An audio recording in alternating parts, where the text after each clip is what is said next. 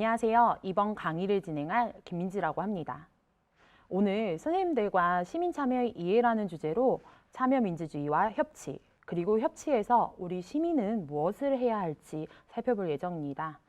내용이 다소 어렵거나 딱딱하실 수 있지만 참여민주주의 실현을 위해 힘내주시길 부탁드립니다. 제가 계속 참여민주주의라는 이야기를 하고 있는데요. 그럼 여기서 참여민주주의란 무엇일까요? 시민이 직접적인 정치 참여를 중시하는 민주주의 모델.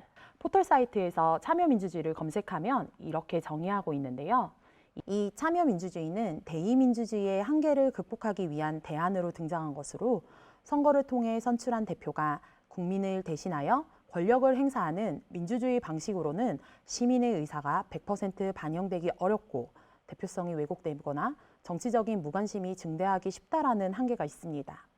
때문에 선생님들께서는 시민이 직접적인 정치 참여 중시라는 이 대목을 주목해 주셔야 합니다. 물론 정치 참여라는 의미가 직접 정당을 가입하셔라, 그래서 정치인으로 활동하셔라 하는 것은 아니고요.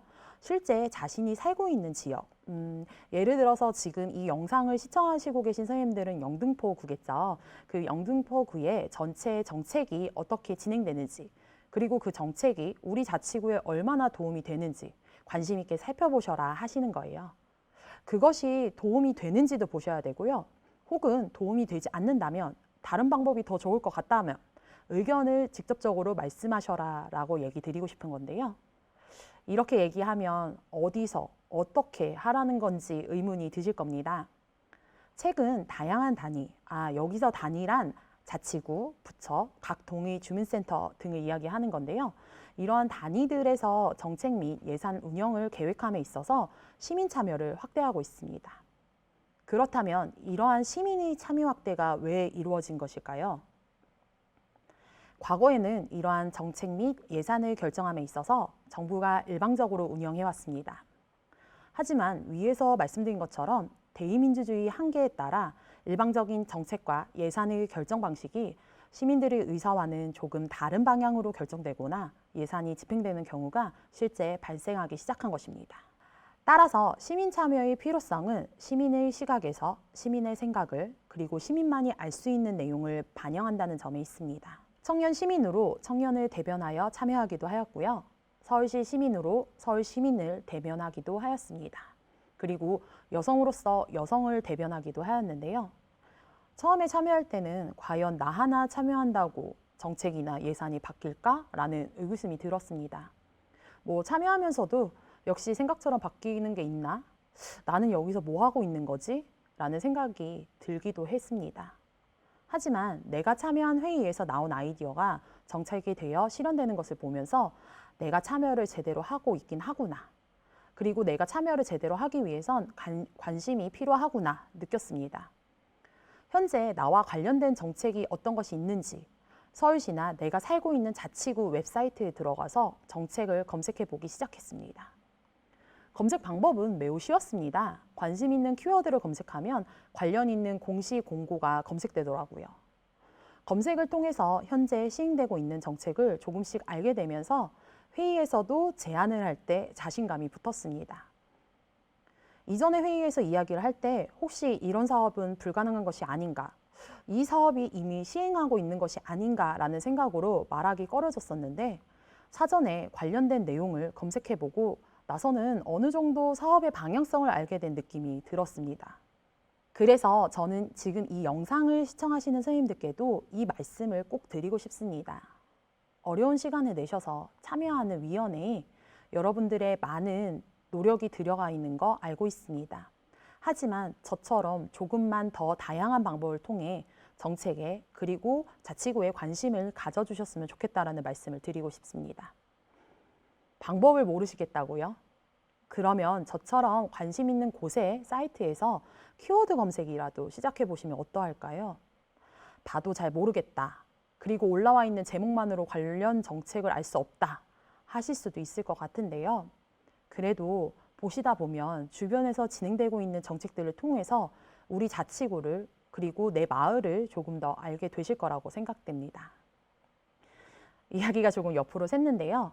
다시 본론으로 돌아와서 이처럼 참여민주주의에서 시민참여는 큰 의미를 가진다는 점 잊지 말아주세요. 그럼 협치란 무엇일까요?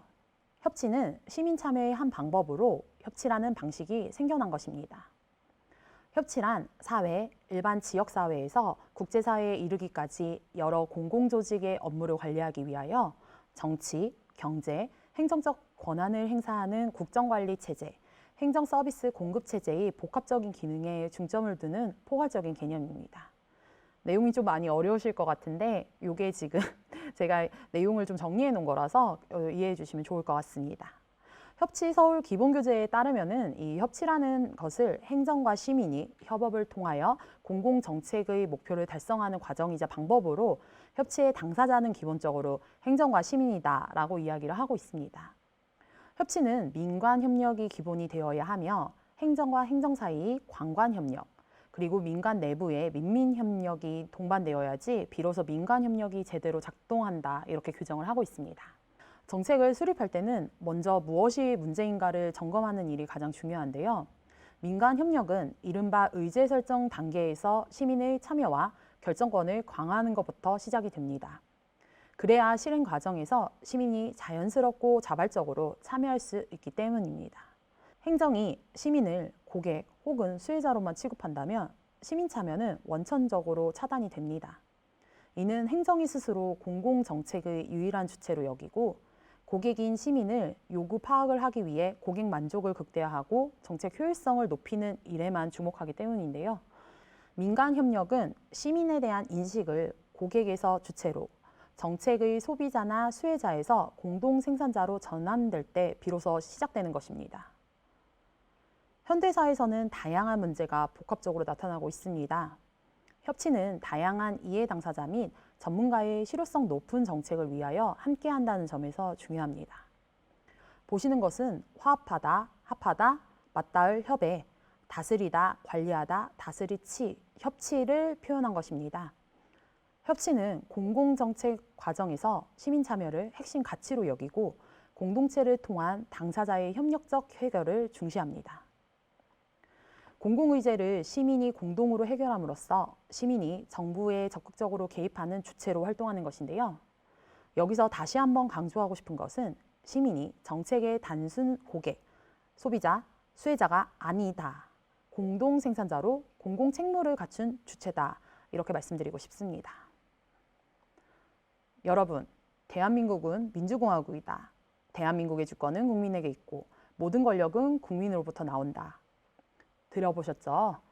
네, 맞습니다. 우리나라 헌법 제1조 1항과 2항입니다. 우리나라는 헌법에서부터 국민, 시민, 주민의 권리를 규정하고 있는데요.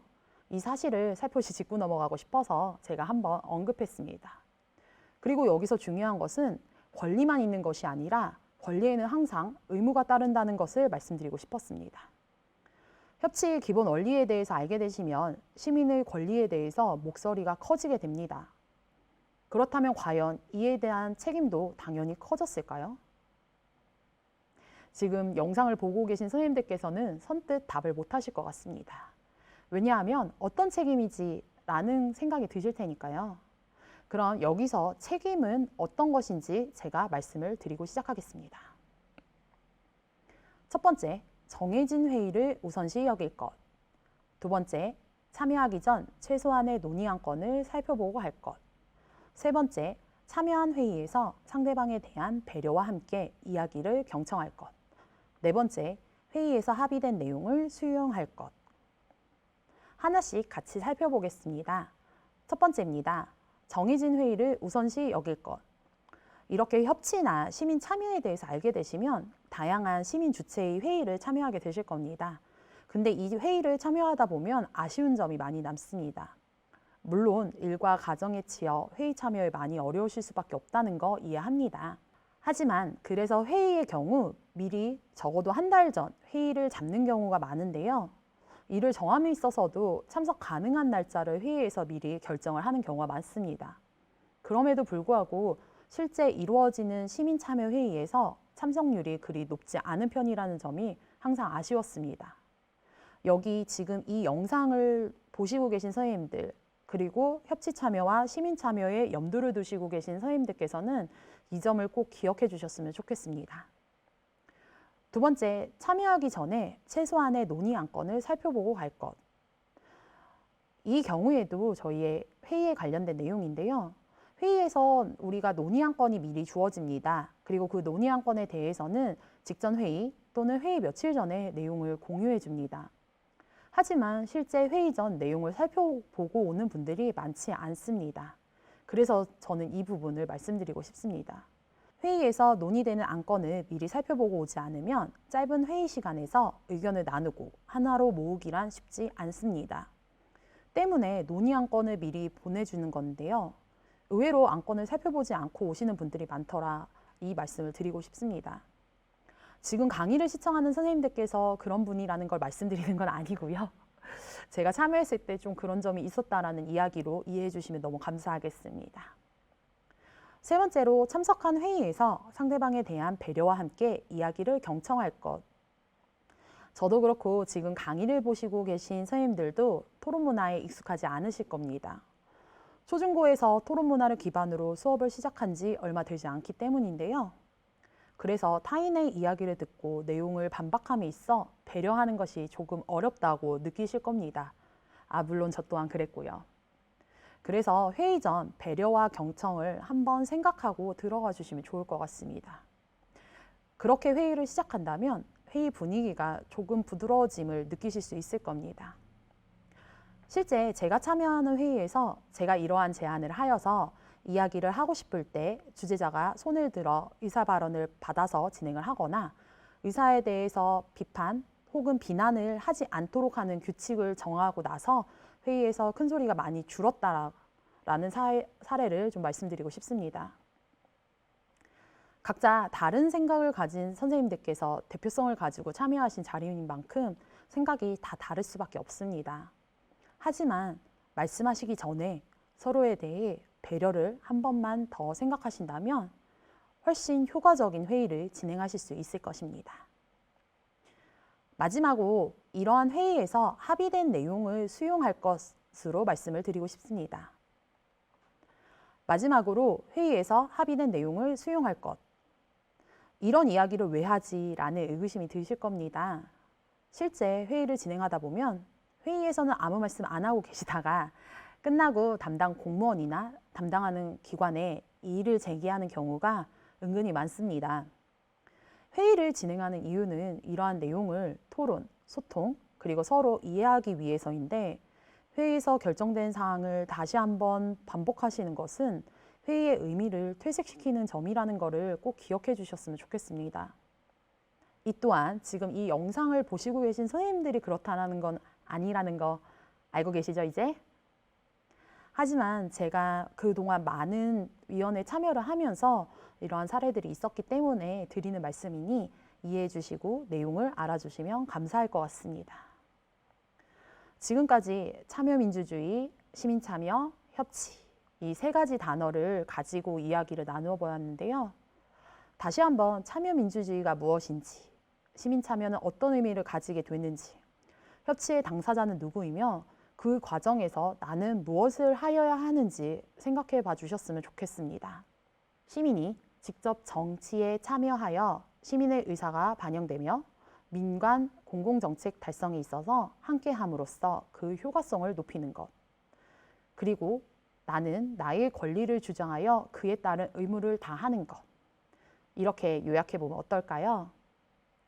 마지막으로 지금 이 영상을 보고 계신 선생님들께 체크리스트 하나를 드리고 싶습니다. 첫 번째, 나는 평소 지역 문제에 관심을 가지고 있다. 있다면 체크. 두 번째, 나는 지역 문제에 대해 시민의 의견을 들어야 할 필요가 있다. 라고 생각하시면 체크. 세 번째, 나는 적어도 올해 영등포구에서 운영되는 정책을 알고 있다. 있다면 체크. 네 번째, 나는 사람들이 토론할 때 다른 사람의 의견을 경청하는 사람이다. 있다면 체크. 다섯 번째, 나는 조금 바쁘더라도 시간을 내어 지역 정책과 관련된 간담회나 설명회에 갈 생각이 있다. 있다면 체크. 6번째, 나는 지역에 도움되는 일이라면 적극적으로 나서서 소리를 낼 생각이 있다. 있다면 체크.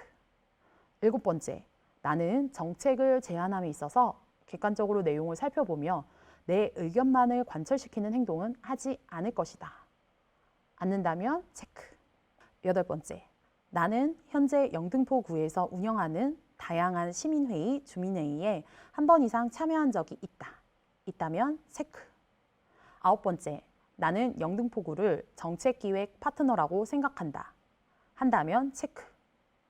10번째, 나는 다수와 함께하는 협치에서 소신의 발언을 하며 다른 사람의 의견도 존중하고 경청의 자세로 임할 것이다. 있다면 체크. 체크리스트 체크에 따라 5개 이상이시라면 지금 이 영상을 수강하신 선생님들께서는 오늘 매우 퍼펙트한 수강생이셨습니다. 긴 시간 끝까지 시청해 주셔서 감사드립니다. 앞으로 오늘 알아본 참여민주주의와 시민참여를 기반으로 영등포구의 다양한 정책과 협치에 참여해 주시면 감사하겠습니다. 국민이, 시민이, 주민이 주인이 되는 대한민국을 꿈꾸며 지금까지 김민지였습니다. 감사합니다.